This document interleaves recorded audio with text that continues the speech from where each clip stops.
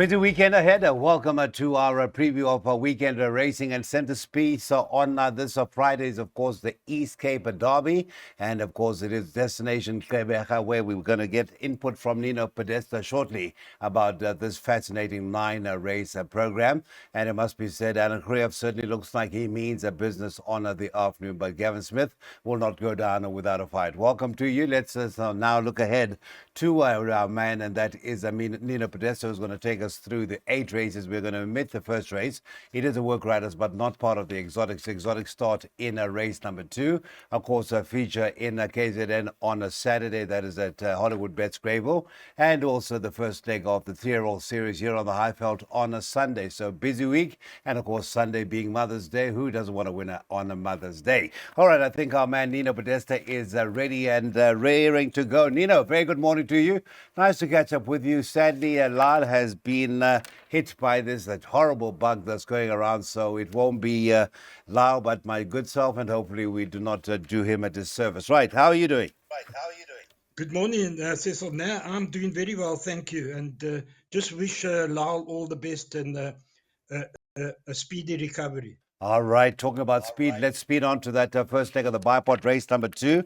Now, this is a maiden juvenile plate, and Mr. Fourie has decided to go with the unraced 5, Just One Kiss. What record he's got with the 2-year-olds on racing in the colours of the Richmond and Devon Heifer. And this one is a 2-year-old daughter of Canford Cliffs. Is that part of your equation? Give us your numbers for race number 2 and leg 1 of the bipod.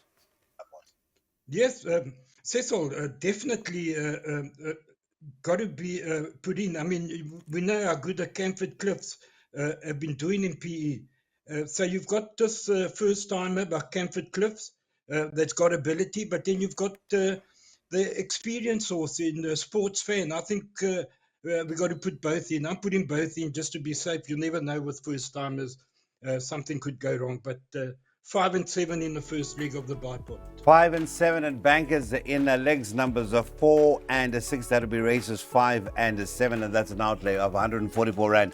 Do take note of the start of race 2, 12:25.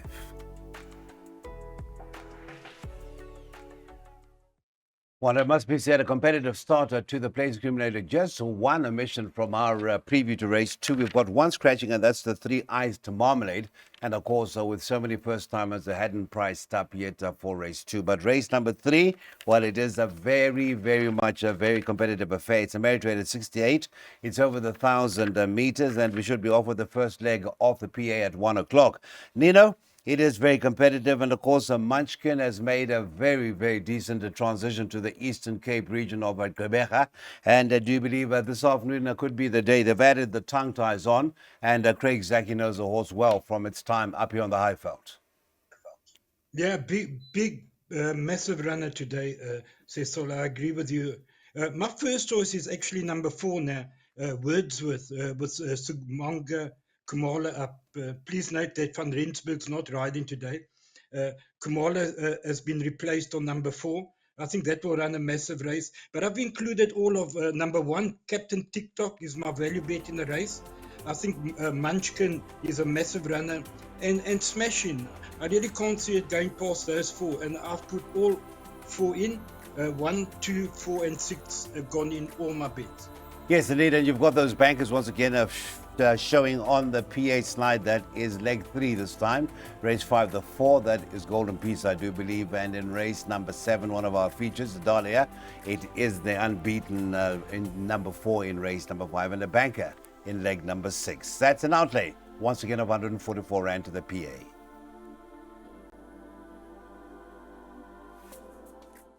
Okay, so we get to that first leg of the Pick 6, and one has that inkling that the Pick 6 will pay well this afternoon in Quebec. That is on East Cape Derby Day. There's another lowly handicap. It's a fillies and mares 66, which spells a danger. But we do have it tight at the top. You've got the 4 Courageous, formerly with Candice Dawson. That is at around 24 to 10. And then the market rival is a 3 Haphazard.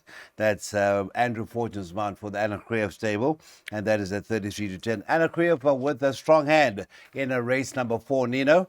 It's Courageous and Haphazard. Last run was on the poly, but back on the turf where it seems to put best foot forward. And just to confirm, no jockey changes for race 4. There are only 3 jockey changes, all affecting Marco van Rensburg. And the good news is that it's due to flight complications. Right, no changes to race 4 as far as personnel is concerned. Which way are you going, Nino? Cecil, like you said, it's merit rated 66 for fillies and mares. In the pick six, I've taken the field. I'm not taking any chances here because it's a very trappy little race. But I do believe that haphazard, you can ignore that last run over the 1900 on the poly. It was drawn 12 out of 12. And I think she's going to run a much better race back on the turf over the 1600.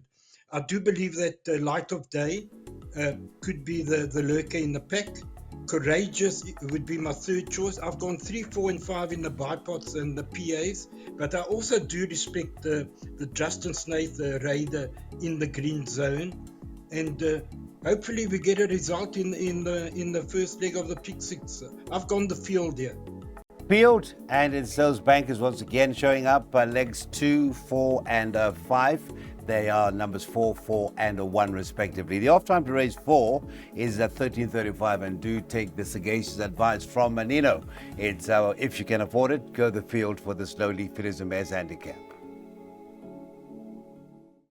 Couple of jackpots on a 9-race program, and the first of those starts in race number 5. Now, for race 5, we do step up as far as the ratings go. It is a Pinnacle Stakes, and we see the returner to the races. Not that it has been a big absence for Lunar Halo, one of the fairest sexes in fact, the only fairest sex in a field dominated by males. It is a Pinnacle Stakes over the 1600 meters. Richard Fourie, the stable elect out of 4 runners from the Creative stable, has chosen to go with Lunar Halo, and nonetheless, the 4 Golden Piece, also from the stable, in the colours of the Verners, is to be partnered by Mr. Smanga Kumalo. Jockey change to race number 5. The 9 Dows are due to have been partnered by Marco. He is now to be partnered by Muzi Yeni, and one of the lesser fancies in the race. Right, Mr. Podesta, I think I found you a roughie here, but give us your first choice. Did you find me a roughie? Yeah, look here, Cecil, Luna Halo, the filly, is the best weighted in the race. But I'm strong in the camp of number 4 here, Golden Piece. And that is only my personal opinion. I think she's going to take a power of beating here with Sumanga Kamala up. I thought the last run was very, very impressive when she came from a 12 draw and going the extra 400 meters. I think that's going to be right up her alley. And yeah, the only danger has to be Luna Halo. I don't know who your roughie here. For those that are going wider, maybe Bush Tracker could be there or thereabouts. But I'm in the camp of number 4, Golden Piece here, Cecil. We see that on the slide. The 4 Golden Piece is the confident first choice, and that is to be partnered by Smang Kumala.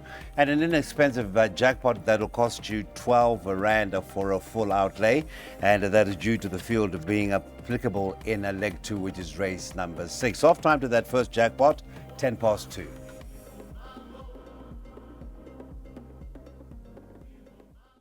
On we go to that start to the second jackpot, race number 6. Now, you saw on that slide, Nino had ventured the field in his second leg of that first jackpot. This is a fillies and mares 77. They're going over the 1200 meters. And again, a strong hand both in terms of volume of numbers and the quality of runners in a race number 6. The 1 Strata would be the stable elect in those very familiar, so synonymous with the stable of the Schecters. And that is Richard Fourie, looking to get back to winning ways. So far, it has been 2 wins out of the 3 last outings, and that is the total career outings in the Eastern Cape. He's also got the 4 Havana Grey, and to complete the trio, number 6, Sharapova, who's also settled in quite well in the Eastern Cape. Strata for you, Mr. Podesta, in spite of course, it is down the straight, a 1200-meter trip, so that shouldn't be a worry. Maybe the going on the outside may just be favourable. Is Strata your first choice? Yes, that is my first choice. Back over the 12, back on the turf. I think that is the horse to beat. But I might have found a little bit of value here in a horse called Strange Magic. Forget the last 2 runs on the poly. As you can see, 3 runs back over 1200, ran 2 lengths behind Lovegrass. So that is quite strong. And at the price of around about 20-1. I think that could be the value in the race. But Strata does remain my first choice from Strange Magic. Miss Patty, unbeaten at Fairview, won a very good race last time when beating Smashing. And Sharapova, I think she'll also run a big race. In the PA, I've got 1, 2, 5, and 6.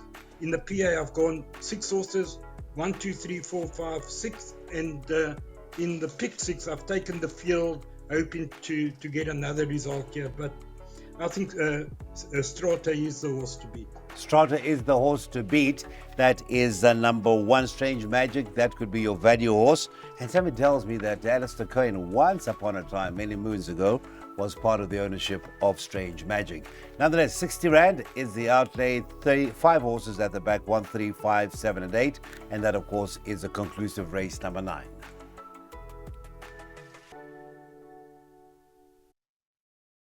Right, we get to the feature segment of this afternoon's a very, very competitive card in Gqeberha, where we're racing on the turf.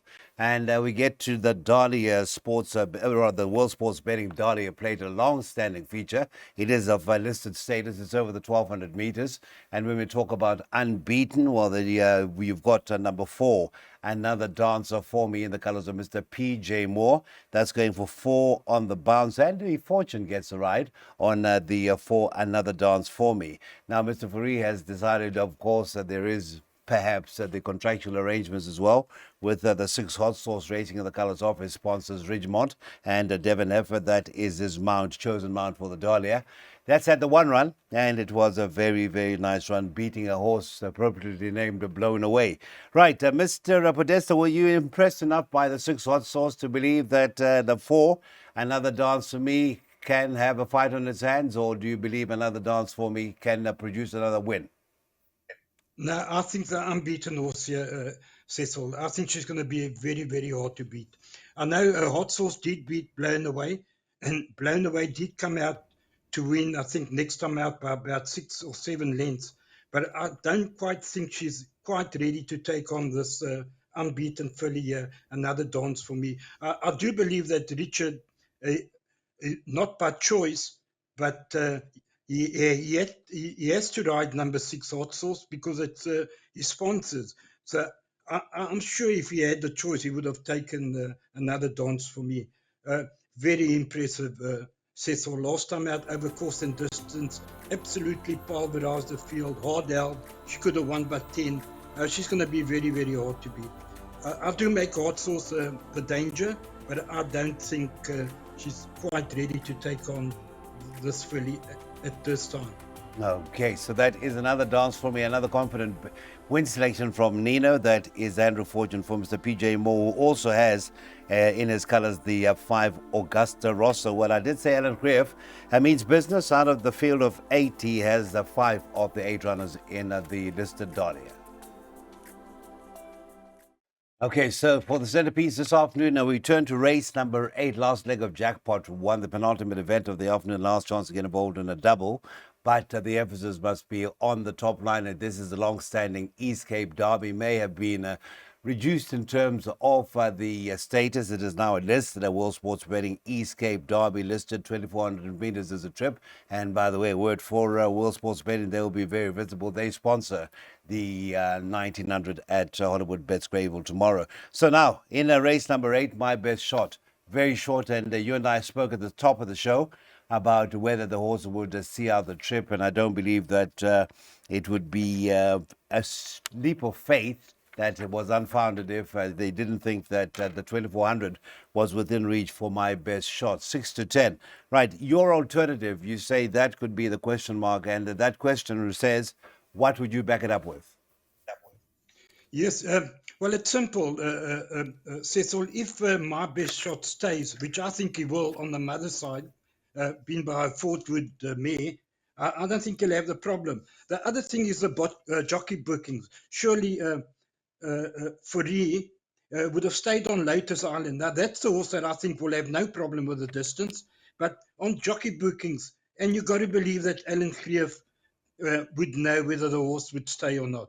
So that would be the horse to beat. Like I said, if he stays, he wins.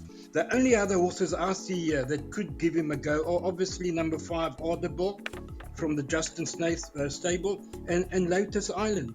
I really don't see anything else winning in the race. But we got to take a stance and, and put your head down. And I'm banking my best shot. Hopefully he stays, which I think he will do.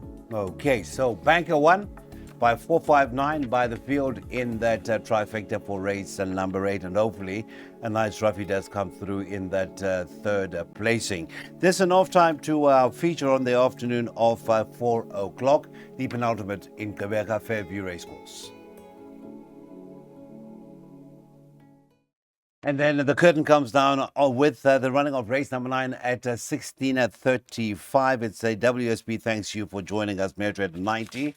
And we drop down to 2,000 meters for race number 9. And as far as changes, nothing to report. Just the one scratching, and that came about in race number 2.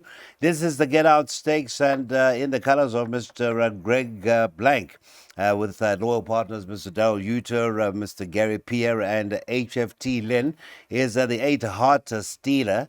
Last time out over the 1900, just touched off by Panite. That is a proven stayer. What are we doing? Is this going one better for race number 9? That is the Heart Stealer. Yes, he's half a kilo better off with Pay Night on the last meeting and gained the extra 100 meters. He was finishing best of the 2 over the 1900. I think he'll have the beating of Pay Night, but I'm looking at a horse called Peace in Our World, who's dropping divisions here, dropping in class, and a jockey strike with Craig Zaki on at 14-1. That could be the value. And Jean Carlos, you can never leave Jean Carlos out. I make it between 1, 7, and 8. I know I've added 2 more in the pick 6. Brendan James. I don't know if Brendan James will stay. And I've also added Give Me More Time because it's a Justin Snaith horse. The pick 6 is not much. We have 3 bankers, and for those that can afford, should maybe try and go field in the last. It won't cost much. But yes, I'm in the camp of 1, 7, and 8 here. Yes, I see the 1 has been nibbled at, and that will be in a race number 9. So that's Nino's value, the first choice, and backed first choice, number 8, Heart Stealer. So that will be East Cape Derby Day, and that is a 9-race program, commencing with the Work Riders, which will not be part of the Exodus, but nonetheless a competitive affair, and that is at 10 minutes to the hour of 12.